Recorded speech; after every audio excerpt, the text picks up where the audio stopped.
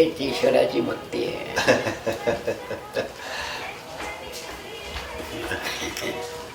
जे कारण दिले गांधिले त्याशी म्हणे जो आपुले, साधू तोच वळखावा देव तिथं. आज सगळ्या दुर्लक्षित कुटुंबियांना, आदिवासी बंधू भगिनींना आज साडी चोळी, महाप्रसाद आणि दिवाळीचा प्रसाद सगळा आपल्याला आज द्यायचा आहे. सुरुवात झाली तिथे, आणि हे इथंच नाही, गावापासून देशापर्यंत सगळ्या गावात व्हावं असं आव्हान आज करणार आहोत. प्रत्येक गावी असं व्हावं गाव पातळीवर, म्हणजे मग ते सगळ्यांची ससेवलपट होणार नाही. आज आपल्याला तोच संकल्प करायचा आहे की प्रत्येक गावात भाऊबीज अशी करावी, सामुदायिक. आणि खरं तर ऋषीमुनींनी हे सण जे त्यासाठी आणले होते, परंतु काय झालं सर, या इंग्लिश संस्कृतीने काय केलं, भलतेच सण आणले आणि लोकांना चुकीचा मार्ग सांगितला. ते कोणकोणते डे आले ते आम्हाला माहित पण नाही. व्हॅलेंटाईन डे, आणखी कोणते तरी डे, काय ते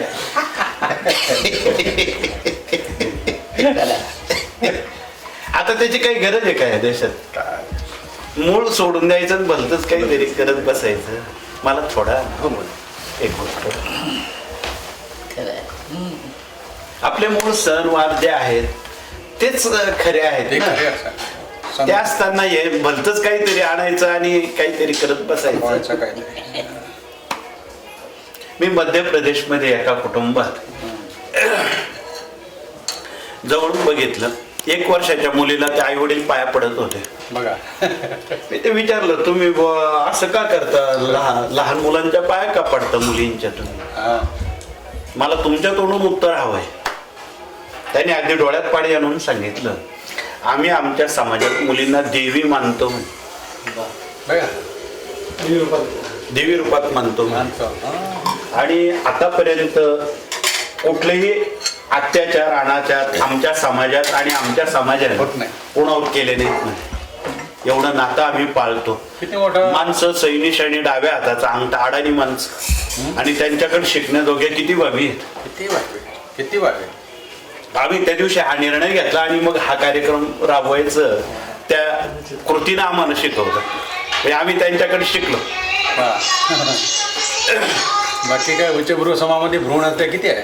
भ्रूण तर खूप आहे. मग एवढंच नव्हे तर घरामध्ये अनेक प्रकारच्या हत्या आहेत. म्हणजे तुमचे डोमेस्टिक व्हायलन्स किती तरी फार फार फार महिलावर जास्त आहे, महिलावर जास्त आहे प्रमाण खूप जास्त. फार फार मोठ्या लोकांकडून किती रोज श्वासगणिक चुका होतात, कल्पना करवत नाही. त्यामुळे ते लहान माणसांकडे बघण्याचा त्यांना दृष्टिकोन नसतो. सामान्य माणसांकडे ते कृत्रिमता असते जे आहे ती.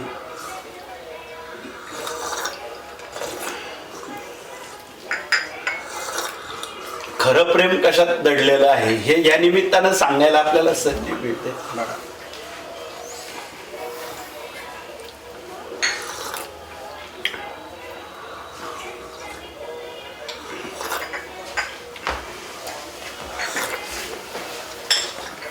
पूरा आध्यात्मिक.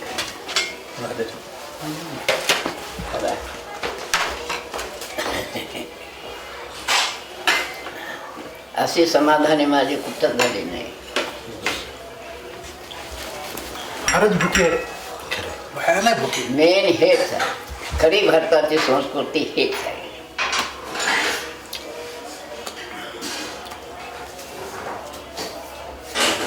आध्यात्मिक खरी जाणीव आहे इथं. मी कोण आहो आणि जग कोण आहे. जोपर्यंत आपल्या आत्माचं स्वरूप झालं तर जगाचं स्वरूपाचं दर्शन होते. हे सत्य हे आहे. येरी हे घडतच नाही. समजल्याशिवाय हे तोंडातून शब्द निघतच नाही. काय करता देव देव देव, कोणाला बोलला, कोणासंग भेटला, हे मूर्तिमंत आहे. खरं तर हा मेळावा आपल्याला सर खांडबाऱ्याला घ्यायचा होता, नंदुरबार जिल्ह्यात. ते काय झालं, वेळ पुरला नाही, कमी पडला आणि हे मान्यवर लोकांना ते तिथे जरा हो, थोडंसं गैरसोय गैरसोय झाली. झाली. त्यामुळं मग नाईलाजानं नाशिक घेतला. बरोबर. पण आपण खांडबाऱ्याला घेऊ. आमच्या डोक्यात आहे एक तिथे मोठा जो बेल्ट आहे आदिवासी आदिवासी बेल्ट. तिथंच घ्यायचा. तिथंच कार्यक्रम मोठा घ्यायचा. बाबाने सांगितलं की किनवटमध्ये खूप त्या परिसरामध्ये खूप वंचित लोक आहेत, तिथे पण आम्हाला घ्यायचं आहे. बघा किनवटला घेतो आम्ही. माऊर गडाच्या पायथ्याजवळ आपण यापूर्वी एकदा एक मेळावा घेतला होता. हा. घेतलं 2008ला आपण घेतला होता सर. हा. खरं हे तीर्थ आहे, कुठंच जाऊ नये पण अशा ठिकाणी येऊ. स्वतःचा नाहीसा भरम होते, सर्व काही समजून येते, एका शब्दामध्ये आहे. असं कुठंच मला दिसलं नाही. तुका म्हणे धन्य झालो संत सागरे मिळालो. अशा मूर्ती भेटणं मुश्किल आहे.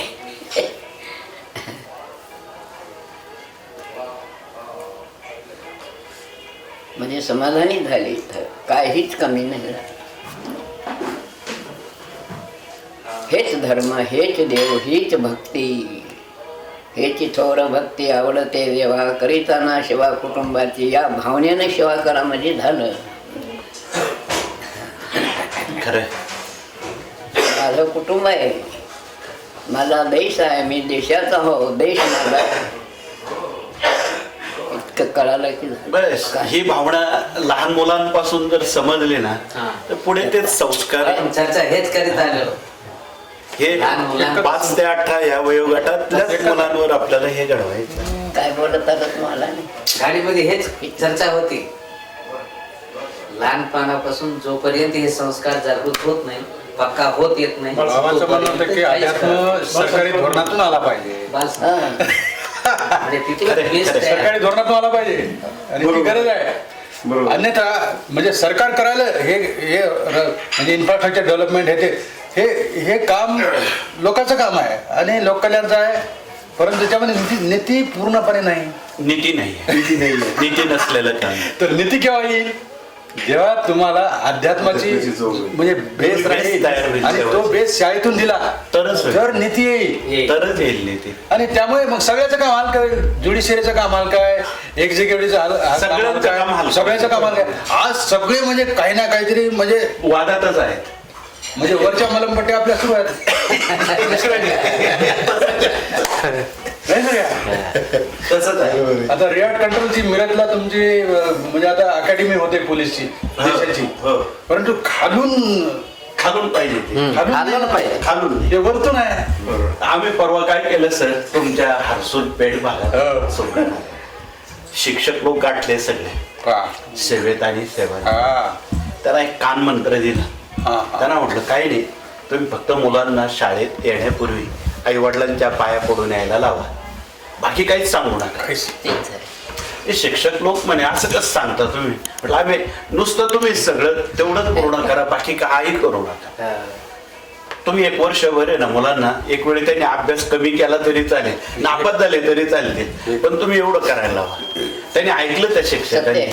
आता अशी अवस्था आहे, ते पालक म्हणे आम्हाला काही कार्यक्रम द्या म्हणे, जी मुलं हट्टपणा करायची, आम्हाला उलट उत्तरं द्यायची, ती मुलं आमच्या पाय पडल्याशिवाय काही करत नाही. ती अभ्यासात पुढे आली, बोलण्यात पुढे आली, कर्तृत्वात पुढे आली, सगळ्या ह्याच्यात चांगली झाली. आम्ही चुकीचं काम करतो म्हणे, आता आम्हाला काहीतरी रागवा म्हणे. ठीक आहे म्हटलं, तुम्ही पालक लोक एक दिवस या, आम्ही तुम्हाला सांगण्याचा प्रयत्न करतो, पण तुम्ही मुलांवर असंच वळण चांगलं लावा म्हटलं. आता त्या गावागावांमध्ये काय झालं, मारुती मंदिरात सगळे लोक जमतात एकत्र, ही मुलं पालक स्वामींची जप करतात, सेवा करतात आणि निघून जातात. त्या गावात पान टपरी बंद झाली, दारू दुकान बंद झालं, सगळी माणसं माळकरी झाली. एवढं फार झालं ना. मग किती मोठं काम झालंय. एवढं फार झालं. सरकारी आदेशानं होत नाही हे. गावाची गावं आता त्याकडे वळली. मग काय थोडा वेळ लागेल, हो. पण लहान मुलांपासून सुरुवात केली तरच तेच माझं म्हणणं आहे. तर बाबा आता जे सांगत होते ना, हा. चर्चा त्यावरच करत आले. तेच आहे. त्यावरच चर्चा करत आहे. आता यांची पण किती तुमचे मठ आहेत तुमचे? 148 आहे. 148 हो. आंध्रामध्ये आणि महाराष्ट्रामध्ये. राजस्थान. आणि ते तिथं तेच चालते, ध्यानच चालते. ध्यानच, आत्मचिंतन, याची गरज आहे. हा. ध्यान, पूजा पाठ काहीच नाही, आत्माचं. फार चांगलं, फार चांगलं. हा. आत्म्याला शुद्ध केल्याशिवाय काहीच कृतीत नाही. ते उतरत. हे फार फार मोठं बहुमोलाचं काम करता येतं. जगाचा वैभवावर बसलेला मनाला उठवायचं आणि अंतःकरणामध्ये बस. स्थिर करायचं. हेच खरी भक्ती आहे, हेच खरं आहे, अध्यात्म आहे. बस. बाबाला शिक्षण नाही, काय नाही, काय नाही. नाही, पण आता आपले संत लोक एक शाळेत कधी गेले नाही. आता ज्ञानेश्वर पाहुणे कधी शाळेत गेले नाही, तुकाराम महाराज गेले हा, नाही. परंतु पण मग त्यांचं ज्ञान किती ज्ञानाचा मोठं राजा आहे. झाले ते. हे शाळा हे नाम मात्र आहे, नाम मात्र आहे. हा, त्यात काही अर्थ नाही. ते व्यवहारिकासाठी ते काम. व्यावहारिक आहे. खरं तर ह्या देशामध्ये शाळा जर बंद केल्या ना, हा. तर माणसं खरंच चांगल्या मार्गाला लागतील. असं बोलू नये आम्ही, असं बोलू नये, पण वेळ आली बोलण्याची, वेळ आली बोलण्याची. असं बोलणं आम्ही बरं नाही. म्हणजे त्याला खरा वैराग्य निर्माण होते की बा मी कसं जगायला पाहिजे, असं मी कोण आहे याची जाणीव होते. असं म्हणायची वेळ आहे. असं त्यात जो आनंद आहे तो अन्य कशात नाही. कशात नाही. नाही. कशात. जगाचा बाकीचा पूर्ण आनंद त्याच्या पुढं थिट पडते, तेवढा आनंद आहे. एवढा आनंद आहे. हे लहानपणापासून संस्कार नसल्यामुळं आजच्या ह्या काळात हे शब्द जरी करता सांगितलं तर का भैर्याच्या पुढे शंख वाजवल्यावर हा, आता कसं बरोबर बोलले ते. तसंच आहे, तसंच आहे. त्यासाठी लहानपणापासून संस्कार देत आले की आपोआप त्याचं तसंच परिवर्तन आणून. सर, मग आज कार्यस्थळावर आपण हो येणार आहात ना? हो हो. आता आपल्याला पण तिकडे जायला. आम्ही निघतोच आता हा, 5 मिनिटात. आपण काय करू, सवा- दर्शन करू. हो, 11:15 झाले. हो, दर्शन करू. मग हो हो हो. 12ला स्टार्ट करायचंय आपल्याला ते. बस समाधी आहे. छान. समाधी. हा, त्या युगाची समाधी. ते आपण आता सगळं बघून घेऊ. हो.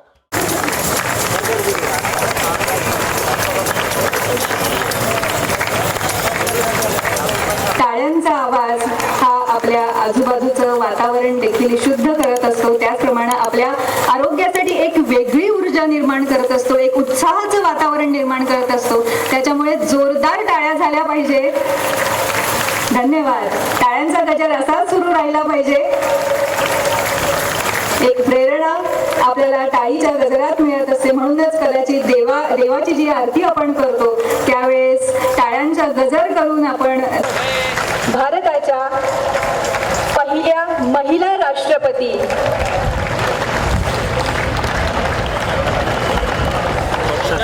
माननीय सौ प्रतिभा देवी सिंग पाटील, जोरदार टाळ्यांनी स्वागत करणार आहोत.